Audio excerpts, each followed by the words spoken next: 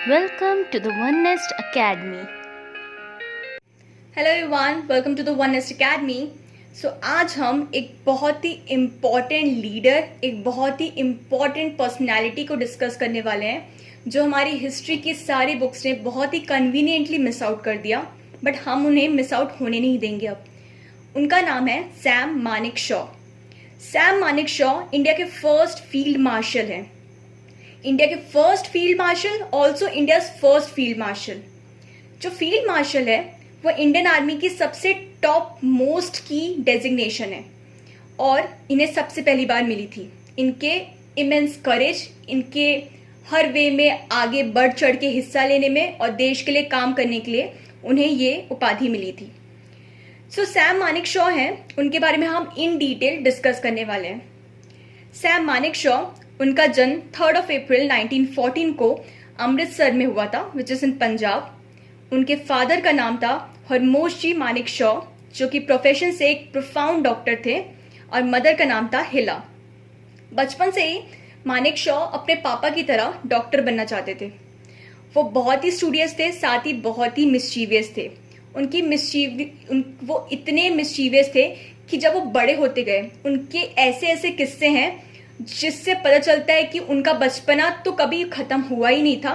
साथ ही एक बहुत ही स्ट्रिक्ट, बहुत ही पंक्चुअल लीडर भी थे। उनकी जो प्राइमरी एजुकेशन थी वो पंजाब से हुई थी। उसके बाद वो शेरवुड कॉलेज नैनीताल में आगे की एजुकेशन उन्होंने वहां से प्राप्त की। At the age of 15 he acquired junior Cambridge certificate. A junior Cambridge certificate is a very important certificate in the field of English language which is provided by the Cambridge University. जो Cambridge university है, ये उनका सपना था। उनका सपना था कि वो कैम्ब्रिज यूनिवर्सिटी से जाके वहाँ पे हायर एजुकेशन ले। वो हर बार अपने पापा को इस बात के लिए बोलते रहते थे कि मुझे वहाँ जाके आगे की एजुकेशन लेना है, मुझे वहाँ भेजिए। बट उनके पापा हमेशा इस बात को टाल देते थे, ये बोल के कि तुम सिर्फ 15 साल के हो, हम आगे की बाद में देखेंगे। और 15 साल में ही उन्होंने जब जूनियर कैम्ब्रिज सर्टिफिकेट लिया तो उन्होंने अपने पापा को बोला कि पापा अब तो मैंने ये भी हासिल कर लिया है, तो अब मुझे भेज दीजिए। पर उनके पापा ने तब भी नहीं माना। So as a act of rebellion तब एक फॉर्म आया था। उस फॉर्म का नाम था इंडियन मिलिट्री एकेडमी का फॉर्म, जिसमें सारे जो सोल्जर्स हैं उनको वहां पे, कैडेट्स को वहां पे ट्रेन किया जाता था और उसके बाद इंडियन आर्मी में उनको जगह मिलती थी। तो उन्होंने गुस्से में ये नोटिफिकेशन पढ़ा, दिल्ली गए, दिल्ली जाके इस एग्जामिनेशन को दिया और गुस्से में ही उन्होंने 6th रैंक हासिल कर ली। On 1 October 1932 he got selected and Manekshaw was selected as a part of first batch of cadets. वो लाइफ में बहुत सारी चीजें हैं जो उनके नाम से फर्स्ट कही गई थी। लाइक वो फर्स्ट ग्रेजुएट थे जिन्होंने गोरखा रेजिमेंट को ज्वाइन किया था। गोरखा रेजिमेंट उनसे बहुत प्यार करता था क्योंकि जैसे मैंने बताया था कि बहुत ही मिस्चीवियस थे। वो अपनी बातों से कहीं ना कहीं इस वे का माहौल बना देते थे कि लोग उनको भूलते ही नहीं थे। तो हुआ क्या था, एक बार उनकी एक स्टेटमेंट थी जिसमें उन्होंने बोला था कि अगर किसी इंसान को डर नहीं लग रहा है तो या तो वो झूठ बोल रहा है या तो वो गोरखा है। सो ये सारी स्टेटमेंट प्रूव करती है कि उनको भी गोरखास के लिए कितनी इज्जत थी। एज अ रिटेलिएशन गोरखास भी उनकी बहुत रिस्पेक्ट करते थे। He was the first to serve as the chief of the army staff of India. He was the first to achieve the rank of field marshal. As I told before कि field marshal सबसे top most prestigious designation होता है Indian army में, और Manekshaw was the first Indian to achieve such designation. उनका जो service का tenure था वो 1934 से 2008 का था। मतलब 1934 में वो मात्र 20 साल के थे। वहां से उन्होंने एंड टाइम तक कहीं ना कहीं किसी ना किसी टाइप से अपना कंट्रीब्यूशन इंडिया के लिए दिया।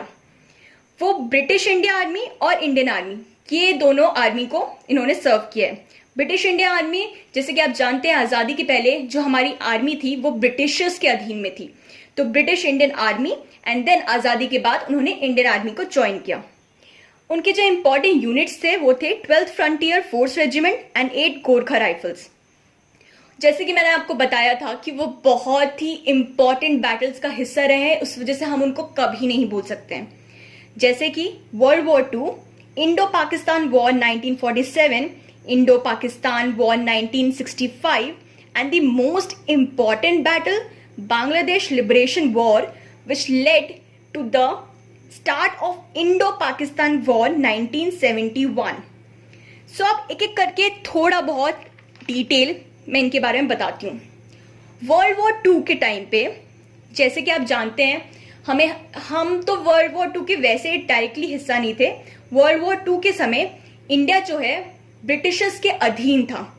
हम ना चाहते हुए भी कहीं ना कहीं ब्रिटिश आर्मी के अंडर आके हमें वर्ल्ड वॉर 2 का हिस्सा होना पड़ा और उस वजह से हमें उसकी हानि भी पहुंची, बट हम कुछ कर नहीं सकते थे क्योंकि हम तो गुलाम थे। तो जैसे कि जर्मनी ने हर कहीं से पूरे यूरोप में अपना सत्ता जमा ली थी। वो धीरे धीरे पूरी जगह यहाँ पे कर रहा था। यूएसए की बहुत उसे डर लग गया था कि अब मुझे क्या होगा, अब हम कैसे इस चीज को संभालेंगे। जापान जर्मनी को सपोर्ट कर रहा था और ब्रिटिशर्स ने हमें भी पूछा कि आप हेल्प कीजिए, इंडियंस से पूछा कि आप हेल्प कीजिए। वो जानते थे कि गोरखास और ऐसे इंडिया के कई आर्मी लोग हैं कि बहुत अच्छे से वो हेल्प करेंगे, तो हमारा वर्ल्ड वॉर 2 हम जीत जाएंगे, मतलब ब्रिटिशर्स जीत जाएंगे और उनको एडवांटेज होगा। तो उन्होंने वर्ल्ड वॉर 2 के लिए मानेक शॉ को चूज किया। सो मानेक शॉ ने, जैसे ही मानेक शॉ उस फील्ड में आए, उन्होंने जापानीज आर्मी को खदेड़ डाला। उसके बाद ऑलमोस्ट अराउंड 60,000 जापानीज प्रिजनर्स को रख लिया। जैसे कि आप जानते हैं, जब भी कोई बैटल होती थी फिर प्रिजनर्स ऑफ वॉर्स होते थे, ठीक है, जिनको रखा जाता था। जैसे कि आपने कई मूवीज में या फिर अपने आप पास्ट हिस्ट्री की कोई भी बुक्स पढ़ी होगी तो आप जानते हैं कि पाकिस्तान का रिकॉर्ड प्रिजनर्स ऑफ वॉर्स के लिए बहुत बुरा है। वो जैसे सरबजीत मूवी अगर आपने देखी हुई है, उस मूवी में कितना बुरा हाल करते हैं एक नॉर्मल इंसान का, जो कि उनको लगता है कि भाई ये तो बहुत बुरा हो सकता है, ये तो कहीं ना कहीं से हमारा बात इधर से उधर ट्रांसफर करेगा। तो वो उस इंसान को आदमी की तरह भी ट्रीट नहीं करते हैं, बहुत बुरा ट्रीटमेंट देते हैं वहां की जेलों में। वहां पे खाना नहीं प्रोवाइड किया जाता है, जानवरों से बुरा उनके साथ बिहेव किया जाता है, बेसिकली उनको जानवर भी नहीं समझा जाता है। बट जो हमारे मानेक शॉ थे वो बहुत अच्छे इंसान भी थे। उनका ये मतलब था, उनका ये कहना था कि जैसे हम इंडियन आर्मी को सपोर्ट करें, मतलब उस टाइम पे वो ब्रिटिश आर्मी को सपोर्ट कर रहे थे, जैसे हम ब्रिटिश आर्मी को सपोर्ट कर रहे हैं वो अपनी आर्मी को सपोर्ट कर रहे हैं, तो इसका मतलब ये नहीं है कि वो गलत है, ठीक है। तो हमें प्रिजनर्स ऑफ वॉर को हम रखें, लेकिन हम उनको बराबर इज्जत दें क्योंकि वो भी एक सोल्जर है जैसे कि हम हैं।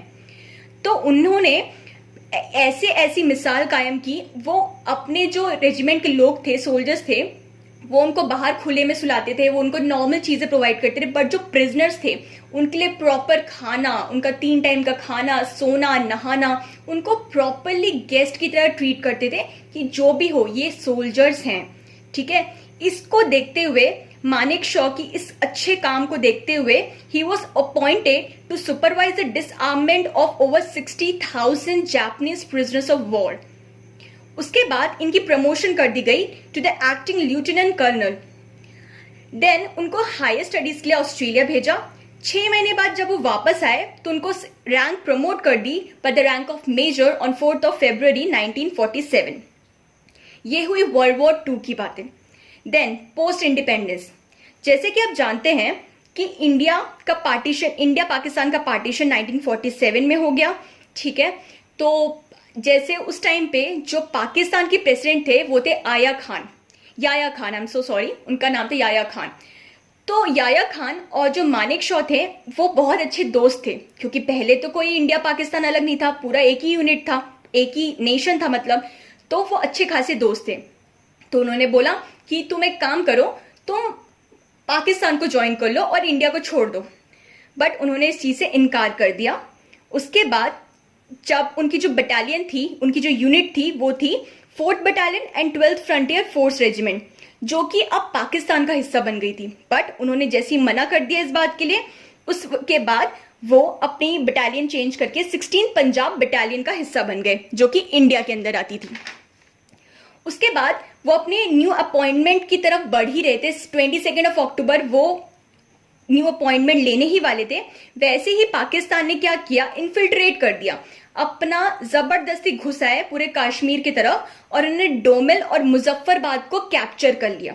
ठीक है, ट्रीटी के बाद, जैसे आप जानते हैं पाकिस्तान किसी ट्रीटी को नहीं मानता, पाकिस्तान के लिए मतलब नहीं है हमने कोई ट्रीटी साइन की है, उसके लिए कोई ह्यूमैनिटेरियन ग्राउंड्स काम नहीं करते हैं। तो ये तो आप आज भी देख रहे हैं। तो उन्होंने तब भी इन्फिल्ट्रेट कर दिया और डोमेल और मुजफ्फरबाद को कैप्चर कर दिया। मुजफ्फरबाद पाकिस्तान ऑक्यूपाइड कश्मीर का प्रेजेंट स्टेटस बता रही हूँ, मुजफ्फरबाद पाकिस्तान ऑक्यूपाइड कश्मीर का कैपिटल भी है। सो एक इंपॉर्टेंट फैक्ट है, आप इसको नोट कर लीजिएगा। तो उन्होंने जब कैप्चर कर लिया तो उस टाइम पे जो हमारा जम्मू कश्मीर था वो एक प्रिंसली स्टेट था, वहां महाराजा हरी सिंह हुआ करते थे। तो उन्होंने इंडिया से हेल्प मांगी कि हमारी हेल्प कीजिए, नहीं तो ये पूरा पाकिस्तान जो है वो पूरा हमें इन्फिल्ट्रेट कर देगा और हमें एक्सप्लॉइट करेगा। तो 27 अक्टूबर Manekshaw remove the Pakistan troops, उन्होंने खदेड़ डाला पाकिस्तानी ट्रूप्स को और अपना कंट्रोल स्टैब्लिश कर लिया श्रीनगर पे। दो ये जो पाकिस्तान ऑक्यूपाइड कश्मीर, गिरगिट बल्तिस्तान, ये सब जो एरिया है वो उन्होंने अभी भी सीज कर लिया था पाकिस्तान ने, तो वही अभी आपको देखने को मिलता है। बट स्टिल अगर मानेक शॉ नहीं होते तो श्रीनगर भी नहीं होता, मानेक शॉ नहीं होते तो पूरा का पूरा जो हमारी ताज है हमारे इंडिया का वो हमारे सर पे होता ही नहीं। उसके बाद उनकी सफलताओं को देखते हुए बहुत सारी कॉन्स्पिरेसीज उनके अगेंस्ट होने लगी। लोगों ने सोचा कि इतनी कम एज में इतने सारे प्रमोशंस कैसे हो सकते हैं किसी इंसान के, ऐसा क्या ही करते हैं। ये एक रीजन था, लोग उनसे जलने लग गए। और रीजंस भी बहुत सारे थे, जैसे कि उस टाइम पे इंदिरा गांधी मैडम थी तो उन्होंने उनके कई वाक्य हैं। फॉर एग्जाम्पल वो इंदिरा गांधी को मैडम नहीं बोलते थे, उनके हिसाब से मैडम एक पर्टिकुलर कैटेगरी के लोगों को बोला जाता है, ऐसे लोग जिनका एक डिफरेंट दर्जा होता है, औहदा होता है। वो इंदिरा गांधी की डिसरिस्पेक्ट नहीं करते थे, बट स्टिल उनको लगता था वो एक प्राइम मिनिस्टर है, हम उनको वैसे ही ट्रीट करेंगे, उससे ज्यादा कुछ नहीं। तो उन्होंने एक साफ तौर पे इंदिरा गांधी को मैडम बोलने से इनकार कर दिया, तो वो भी खुलेआम। उसके बाद और भी कई सारे ऐसे इंस्टेंसेस है, मैं धीरे धीरे आगे आपको बताऊंगी। तो इस वजह से कई लोगों ने इंदिरा गांधी मैडम के कान भरने स्टार्ट कर दिए कि ये जो इंसान है मानेक शॉ, ये अपना आर्मी तक अपना सीमित नहीं रहेगा, उसके बाद वो पॉलिटिकल स्टेटस भी लेगा और आपकी सत्ता को पलट डालेगा। तो एक बार का एक वाक्य है कि उन्होंने कॉल किया इंदिरा गांधी मैडम ने मानेक शॉ को कि आप आइए मुझसे मिलने के लिए। उस टाइम शाम का टाइम था, तो वो चाय पी रहे थे मानेक शॉ। तो मानेक शॉ ने बोला कि मैं अभी चाय पी रहा हूँ। आप समझ रहे हैं, इंदिरा गांधी को किसने बोला मैं अभी चाय पी रहा हूँ, मैं बाद में आऊंगा। तो उन्होंने बोला कि कोई बात नहीं, आपको चाय मैं यहाँ पिला दूंगी। तो उन्होंने बोल दिया कि आपकी चाय मुझे अच्छी नहीं लगती है, बहुत पनीली होती है। तो इंदिरा गांधी मैडम ने उस चीज को हंसते हंसते ले लिया और वो फिर भी गए उनसे मिलने के लिए। जब उनकी बातें हुई वहां पे, तो उसके बाद उन्होंने पूछा कि लोग मुझे बोल रहे हैं कि तुम क्या मेरी सत्ता पलट दोगे। तो उन्होंने बोला नहीं, मैं एक सोल्जर हूं, मैं एक आर्मी हूं, मैं एक आर्मी का हिस्सा हूं, मैं सिर्फ अपने देश के लिए काम करूंगा, मुझे खुद के लिए कुछ नहीं चाहिए।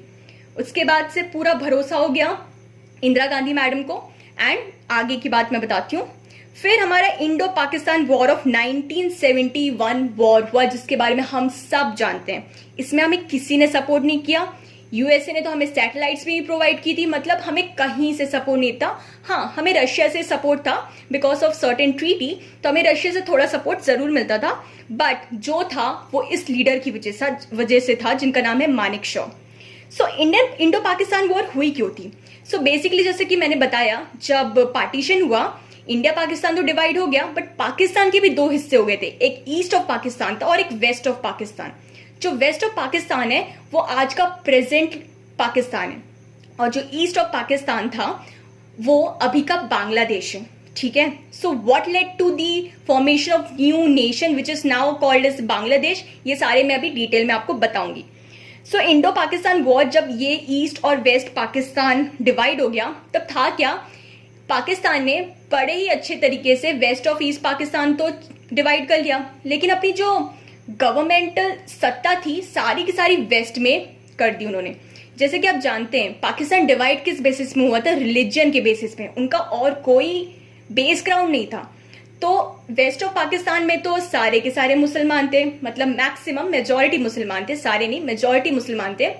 बट ईस्ट ऑफ पाकिस्तान में बंगाली भी थे, बिहारी भी थे और भी कई रिलीजन और कई कम्युनिटी वहां पे रिसाइड करती थी अलॉन्ग विद द मुस्लिम्स। सो इस वजह से क्या हुआ, ईस्ट ऑफ पाकिस्तान बोलने भर के लिए पाकिस्तान का हिस्सा था, बट उन्हें एक्सप्लॉइट किया जाता था by the west of Pakistan, वहां की गवर्नमेंट के द्वारा। ये इतना दूर दूर था, बट स्टिल उनको परमिशन नहीं थी ईस्ट ऑफ पाकिस्तान को वो अपनी अलग से वहां पे एक सत्ता बनाए, या फिर जैसे आज के टाइम पे हर स्टेट में अलग गवर्नमेंट है, उनको गवर्नमेंट बनाने का भी परमिशन नहीं थी। बट स्टिल एक अवामी लीग पार्टी ने वहां पे अपनी सबसे सिलेक्ट होके बहुत डेमोक्रेटिकली अपनी पार्टी बनाई। तो वेस्ट ऑफ पाकिस्तान ने उसको मना ही कर दिया साफ शब्दों में कि नहीं भाई, हम ही तुम पे रूल करेंगे। और हमारा तुम पे रूल करने का मतलब होता था वो एक्सप्लॉइट करते थे, वो वहां से रेवेन्यू और सारा कुछ कलेक्ट तो करते थे, बट उनके वेलफेयर के लिए, उनके अपलिफ्टमेंट के लिए कोई वहां पे वर्क नहीं हो रहा था। और जो नॉन मुस्लिम थे उनके साथ बहुत ही बुरा बिहेव किया जा रहा था। तो और उनका मुस्लिमों जो पाकिस्तान था, वेस्ट ऑफ पाकिस्तान, उसका सिर्फ यही नहीं था कि वो बांग्लादेश को पे ही करेगा, वो एक कॉरिडोर चाहता था which connects west of Pakistan to east of Pakistan, जो कि ऑब्वियसली हमारे इंडिया को क्रॉस करते हुए जाता, और इंडिया को क्रॉस करना मतलब इंडिया पे धीरे धीरे हड़पना। सो बेसिकली ये प्रॉपर चाल थी पाकिस्तान की। सो इस वजह से जब वो अवामी लीग बनी और उसके बाद कुछ हुआ नहीं, वेस्ट ऑफ पाकिस्तान ने हटा दिया, तो एक एक्ट ऑफ लिबरेशन वहां पे स्टार्ट हुआ कि नहीं, हमें अलग से सत्ता चाहिए। उसको देखते हुए वेस्ट ऑफ पाकिस्तान ने उनकी बात सुनी नहीं, वो अच्छे से वो चीजें को प्रोटेस्ट कर रहे थे, बट उन्होंने बॉम्बिंग करना स्टार्ट कर दिया। मैसिव किलिंग हुई, वैंटन किलिंग हुई, वहां पे लोग एक दूसरे को मारने पे उतर आए, बहुत इनह्यूमन बिहेव किया गया। मतलब इतने रेप्स हुए उस टाइम पे कि उसकी कोई काउंट ही नहीं है। ऐसे ऐसे इंस्टेंसेस भी हैं जब एक माँ के सामने उसके नवजात बच्चे को बीच से फाड़ दिया गया। इतने बुरे बिहेवियर किया गया, मतलब इतना इनह्यूमन बिहेव किया वेस्ट ऑफ पाकिस्तान ने ईस्ट ऑफ पाकिस्तान के साथ। तो उन्होंने फिर इंडिया ने सोचा कि ये तो बहुत बुरी बात है, ये उनके साथ हो रहा है, कल हमारे साथ होगा। और जैसे कि आप जानते हैं, इंडिया कभी भी इस टाइप की इनह्यूमैनिटेरियन चीजें देख नहीं सकता, ना वो करता है ना वो देख सकता है इस चीज को। तो बांग्लादेश में कैसे हो सकता था कि वो देख लें। तो अप्रैल में इंडिया ने डिसाइड किया कि हम असिस्ट करेंगे और एक न्यू नेशन बनाएंगे विच विल बी बांग्लादेश। और उसके लिए उन्होंने एक वॉर स्टार्ट की। वॉर जो स्टार्ट हुई थी वो 3 दिसंबर 1971 under the leadership of Manek Shaw के अंडर ये स्टार्ट हुई थी, और वो एंड हुई फोर्टनाइट भर में। मतलब इतनी जल्दी उन्होंने इस वॉर को एंड कर दिया 16 दिसंबर 1971 में। मतलब 12-15 दिन में ये वॉर खत्म हो गई, और एक बहुत ही इमेंस विक्ट्री हुई मानेक शॉ एज एन मतलब इंडियन आर्मी की। उसकी वजह से एक न्यू नेशन का फॉर्मेशन हुआ विच इज बांग्लादेश। मतलब उन्होंने इतने कम टाइम में, फोर्टनाइट में ही मानेक शॉ ने हमें ये इतनी इंपॉर्टेंट विक्ट्री दिलवाई, जो नहीं होता तो आज शायद धीरे धीरे पाकिस्तान ने इंडिया पे भी और बांग्लादेश पे तो वो एक्सप्लॉइट कर ही रहा था, बहुत बुरे हाल हो जाते। बट मानेक शॉ की वजह से, उनके लीडरशिप की वजह से, उनकी एबिलिटी, फोरसाइटेडनेस की वजह से ये सारी चीज पॉसिबल हो पाई। इसका भी एक बहुत ही ह्यूमरस सा किस्सा है। जब ये एजिटेशन होने लग गया था, जब पाकिस्तान अपने बॉम्ब्स वगैरह ड्रॉप करने लग गए थे बांग्लादेश पे, which was east of Pakistan at that time. तो उस टाइम पे जब इंदिरा गांधी ने देखा तो उन्होंने बोला कि तुरंत मानेक शॉ को बोला कि ये तुरंत तुम वॉर करो, अभी के अभी करो। तब मार्च था, तो उन्होंने साफ शब्दों में मना कर दिया कि नहीं मैडम, हम ये वॉर अभी नहीं कर पाएंगे, अभी हम प्रिपेयर नहीं है। तो उन्होंने बोला कि आप प्रिपेयर्ड नहीं हो, हम तुम्हें सब कुछ प्रोवाइड करते हैं, आप कीजिए, आप तुरंत वॉर कीजिए। मतलब वो इतनी जल्दी थी उनको वॉर करने की कि मुझे किसी भी तरह ये चीजें खत्म करनी है। बट मानेक शॉ के पास इतनी हिम्मत थी कि वो इंदिरा गांधी जी को बोल पाए कि नहीं, अभी हम प्रिपेयर नहीं है। अगर मैंने अभी वॉर की, उस टाइम मार्च का टाइम था, और मार्च में इतनी बारिश होती है कि बांग्लादेश में नहीं पॉसिबल था वॉर करना, और हम हार जाते। और उन्होंने ये बोला कि आप मुझे कुछ समय दीजिए, आप बस समय दीजिए और आपकी जीत होगी इस वॉर में, मैं किसी भी हाल में हारने नहीं दूंगा। इस ट्रस्ट के साथ उन्होंने बात को बोली, तो इंदिरा गांधी मैडम को भी इस बात को मानना पड़ा। एंड उसके बाद 1971 में ये वॉर उन्होंने की 3 दिसंबर, एंड हम इस वॉर को बहुत ही अच्छे तरीके से जीत गए, जिसमें हमें किसी ने सपोर्ट नहीं किया, यूएसए ने भी नहीं सपोर्ट किया। तो सिर्फ और सिर्फ under the leadership of Manekshaw हमने इस वॉर को जीता। उसके बाद उन्होंने अराउंड 90,000 पाकिस्तानी सोल्जर्स को as a prisoners of war रखा। और जैसे कि वर्ल्ड वॉर 2 में उन्होंने जापानीज सोल्जर्स के साथ अच्छा ट्रीटमेंट किया था, सेम उन्होंने prisoners of war of Pakistan के साथ भी किया। 90,000। तो जब उसको ये सब चीज़ें गांधी जी ने देखी तो गांधी जी ने उनको प्रमोट कर दिया as a rank, given him the rank of field marshal, जो कि मैंने आपको बताया था he was the first officer to be designated as the rank of field marshal. तो उनको ये जो रैंक मिली वो 3 जनवरी 1973 को राष्ट्रपति भवन में मिली। ठीक है, तो फर्स्ट इंडियन आर्मी ऑफिसर थे जिनको ये रैंक मिली। उनको बहुत सारे अवार्ड के साथ नवाजा गया था, जैसे कि Padma Vibhushan in the year 1972, Padma Bhushan in the year 1968, Military Cross 1942। जैसे कि मैंने आपको बताया था गोरखास में बहुत फेमस थे। मैंने आपको किस्सा भी बताया गोरखा का कि वो गोरखास में इतना बोलते थे कि अगर कोई इंसान बोल रहा है कि वो डर गया तो मतलब या तो वो मतलब किसी इंसान ने बोला कि वो नहीं डर रहा है तो मतलब या तो वो झूठ बोल रहा है या तो वो गोरखा है। ऐसे ऐसे कई उनके स्टेटमेंट्स है जिसकी वजह से गोरखा उनको बहुत प्यार करते थे। एक और बार का एक किस्सा है कि एक बार वो बाहर गए गोरखा रेजिमेंट में, एक न्यू सोल्जर था, उन्होंने उनसे पूछा कि तुम मेरा नाम जानते हो? उन्होंने बोला कि हाँ मैं आपका नाम जानता हूँ। तो उन्होंने बोला कि नाम बताओ, तो उन्होंने बोला सैम बहादुर। उस वजह से सैम मानेकशॉ का एक और नाम है which is Sam Bahadur, Sam the brave. इस वजह से उनको एक नया नाम भी दिया गया। सो इस वजह से गोरखा उनको बहुत पसंद करते थे। So also he was also awarded as the honorary general of Nepalese army in the year 1972। 2007 में प्रेसिडेंट थे एपीजे अब्दुल कलाम। तो उन्होंने मानेकशॉ से मिला वेलिंगटन में विच इज इन तमिलनाडु, और वहां पे उनको 1.3 करोड़ का चेक प्रोवाइड किया कि as a good work in the field and for the welfare of the nation उन्होंने ये चेक प्रोवाइड किया। तो उन्होंने वहां पे भी हंसते हंसते उनसे पूछ लिया कि ये चेक कहीं बाउंस तो नहीं हो जाएगा। मतलब समझ रहे हैं, वो इतने ह्यूमरस इंसान थे, वो बहुत ही प्रोफाउंड, बहुत ही पंचुअल और बहुत ही अच्छे लीडर तो थे ही, साथ साथ वो एक बहुत ही ह्यूमरस इंसान भी थे। तो आप समझ सकते हैं वो कितने इंटरेस्टिंग होंगे अपने टाइम पे। अगर हम उनकी पर्सनल लाइफ की बात करें तो ही वॉज मैरिड टू सिलो बोडे। उनकी लव मैरिज थी ऑन 22 अप्रैल 1939। उनकी 2 बेटियां थी, शेरी एंड माया। माया का नाम बाद में चेंज होकर माजा भी बोलते हैं कई बार, जो भी रीजन होगा। तो उनकी 2 बेटियां थी। उनकी जो डेथ थी उनकी उसके बाद क्या हुआ, वो कुछ टाइम तक एंडिंग का जो टाइम था वो अलग से जाके सेटल हो गए। ठीक है, जब वो अलग से जाके सेटल हो गए तो उन्हें निमोनिया हो गया। निमोनिया की वजह से उनकी डेथ हुई और कोई रीजन नहीं था, सिर्फ निमोनिया की वजह से उनकी डेथ हो गई। एंड उनकी डेथ हुई वेलिंगटन तमिलनाडु में on 27 June 2008 at the age of 94। आज 27 जून 2020 है, 12 साल हो गए उनकी डेथ को। बट एक बहुत ही सैड बात है कि जब उनकी डेथ हुई वो एक नॉर्मल इंसान की तरह उनकी डेथ हुई। जब उनके इतने बड़े कारनामे थे, इतना बड़ा कंट्रीब्यूशन था इंडिया के लिए, अगर वो नहीं होते तो शायद हम भी नहीं होते। एंड उसके बाद जिस समय उनकी डेथ हुई कोई नहीं आया, कोई ब्यूरोक्रेट नहीं आया, कोई भी नेता, कोई भी बड़ा इंसान, कोई भी उनकी डेथ में नहीं आया शामिल होने के लिए। किसी ने उन्हें श्रद्धांजलि प्रोवाइड नहीं की, किसी ने उन्हें उनके डेथ वाले दिन कोई morning day of the nation नहीं रखा। ऐसा कोई भी डेट को हम जानते नहीं, हम जानते ही नहीं 27 जून को हमने क्या खोया है। सो आज भी 27 जून 2020 है, बट हम आज भी नहीं जानते। And to be very honest, मैं भी वो चीज़ नहीं जानती थी। मतलब मैंने ये जो नोट्स हैं अपनी प्रिपरेशन के लिए लास्ट ईयर बनाए थे, और लास्ट ईयर मैंने एक एज ए इम्पॉर्टेंट पर्सनैलिटी, मैं इनसे बहुत ज़्यादा ही प्रेरित थी, तो मैंने ये इनके लिए नोट्स ज़रूर बनाए थे। लेकिन मैं खुद आज 27 जून को इनके बारे में भूल गई थी पूरी तरीके से, कि मेरे पुराने नोट्स हैं। क्योंकि उसके बाद आज विकी कौशल ने एक फ़ोटो डाली, क्योंकि वो एक मूवी करने जा रहे हैं जिसका नाम शायद सैम होगा, और वो मूवी में वो सैम मानेकशॉ का किरदार निभाने वाले हैं। विकी कौशल ने अपनी ये इंस्टाग्राम पे फोटो डाली, उससे मुझे याद आया कि हाँ आज इनकी डेथ एनिवर्सरी है, एंड मैं भूल गई। मतलब मैं इनसे बहुत प्रेरित हूँ। उसके बाद और मैंने इनके लिए नोट्स भी बनाए हैं, मैं इनको भूल गई। तो कहने का मतलब है कि हम क्यों भूल जाते हैं अपने ऐसे लीडर्स को।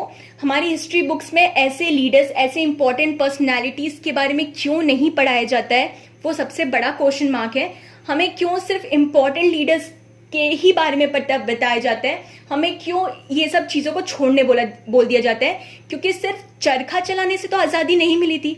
आज़ादी में और भी कई इंपॉर्टेंट लीडर्स थे जिनका कंट्रीब्यूशन था, बहुत सारे थे जिनका हम नहीं नाम जानते हैं। जैसे हम 2 अक्टूबर सेलिब्रेट करते हैं, हम इनका 3 अप्रैल क्यों नहीं सेलिब्रेट करते हैं? हम क्यों ये सारी चीज़ें नहीं करते हैं? ये एक बहुत बड़ा क्वेश्चन मार्क है। अगर हमें हिस्ट्री की बुक्स ने कुछ नॉलेज नहीं दी है, ठीक है, तो हमने ये नॉलेज खुद से क्यों नहीं ली? ऐसा क्यों होता है कि जब कोई एक प्रोमिनेंट पर्सनैलिटी, जैसे एक important personality like Vicky Kaushal, ऐसे लोग किसी के बारे में, किसी इम्पॉर्टेंट पास्ट के फिगर के बारे में एक मूवी बनाते हैं, तभी हमें उनके बारे में याद आता है। पद्मावत ले लो, कोई भी मूवी ले, मैरी कॉम ले लो, कोई भी मूवी ले लो, हम इनके बारे में नहीं जानते जब तक कोई एक सेलिब्रिटी आके इनको डिस्कस नहीं करता, इससे कोई मूवी नहीं बनाता है। ये तो बहुत अच्छी बात है कि एटलीस्ट हमारे फिल्म इंडस्ट्री में इस टाइप की इनिशिएटिव भी लिए जा रहे हैं कि ऐसे लोग को सामने लाया जा रहा है, वरना हमारी हिस्ट्री की बुक्स ने तो हमें कभी इनके बारे में नहीं पढ़ाया गया है। हमें सिर्फ गांधी जी, अकबर द ग्रेट और ऐसे सब कुछ पढ़ाया गया है, लेकिन इनके बारे में हमें क्यों नहीं पढ़ाया गया? ये एक बहुत बड़ा क्वेश्चन मार्क है। सो आज की जो वीडियो थी, ये एक यूपीएससी एस्पिरेंट या किसी के लिए तो इम्पोर्टेंट है ही, बट ये वीडियो मैंने उस रीजन से नहीं बनाई है। ये इस वजह से बनाई है कि as a citizen of this country हमें पता होना चाहिए कि हमें आज़ादी क्यों और किसने कब कब कितनी सैक्रिफाइस करके दिलवाई है। सिर्फ बोलने से कि इन्होंने आज़ादी में इतना सैक्रिफाइस किया काफ़ी नहीं होता। क्या हम उस चीज़ को कभी फील करते हैं? जब भी हमारे देश में कोई प्रॉब्लम होती है, बहुत ही अच्छी तरह हम बोल देते हैं कि बड़ा करप्शन है हमारे इंडिया में, बड़ी प्रॉब्लम है, ये इंडिया तो इकोनॉमिकली बहुत पीछे है, ये ऐसी है, ये वैसी है। कभी सोचा है कि ये इम्पोर्टेंट पर्सनैलिटी थे, उन्होंने अपनी बचपन, अपना जवानी, अपना बुढ़ापा, अपना सब कुछ इस देश को दे दिया, और आज उस देश के लोग, उस देश के जो यूथ है, वो बहुत ही कन्वीनियंटली बोल देते हैं यहाँ पे बहुत करप्शन है, यहाँ पे सब कुछ खराब है, यहाँ की रोडें खराब है, और हम अब्रॉड सेटल हो जाते हैं। ये तो बहुत गलत बात है। तो आप इस चीज़ को थोड़ा रियलाइज़ कीजिए, और जो आप इतनी सारी बातें बोल देते हैं इंडिया के अगेंस्ट, उसको थोड़ा सोचिए। बहुत सैक्रिफाइस लगे हैं, बहुत मेहनत लगी है लोगों की यहाँ हमें इस देश को प्रोवाइड करने में, हमें इस देश को इंडिपेंडेंट बनाने में। हम पे बहुत ही ब्रूटली किसी ने रूल किया था, हम उसको तो याद भी नहीं रखते हैं। आज हम उनके दोस्त हैं, तो दोस्ती बहुत अच्छी बात है क्योंकि हमारे संस्कारों में है, लेकिन कभी भी हमें इतने कैजुअली इस बात को नहीं बोल देना चाहिए कि इंडिया बड़ा पिछड़ा है, क्योंकि ये बहुत बुरी बात है। And by this series I just want to end this now on a note कि हम आगे से हम कोशिश करेंगे कि ऐसे जो प्रोफाउंड पर्सनैलिटी है उनको भी हम उतने ही इज्जत दें, उतना ही इम्पोर्टेंस दें जितना हम बाकियों को देते हैं, क्योंकि सबकी मिली जुली भगत थी जिसकी वजह से आज इंडिया आज़ाद है, वरना आप और हम नहीं होते। So this is a tribute from the One Nest Academy to such profound leader. इनका नाम सैम मानेकशॉ है। आप प्लीज जब भी वो कभी मूवी बने आप उसको भी देखने जाइएगा। होपफुली उसमें कोई ड्रामा ना हो और सब सच्चाई दिखाई जाए, but in any of the case अगर आप नहीं भी उसमें सच्चाई दिखाई जाएगी, बट आपको एक इंपॉर्टेंट पर्सनैलिटी के बारे में पता चलेगा और आप उसके बारे में आगे सर्च जरूर कीजिएगा। ये बहुत इंपॉर्टेंट है कि हम इतने इंपॉर्टेंट पर्सनैलिटीज को भी सामने लाए जिनका इतना बड़ा हाथ था, जिन्होंने अपनी पूरी लाइफ इंडिया को सैक्रिफाइस करते हुए निकाल दी। So thank you all. Thank you for listening to me. Have a nice day.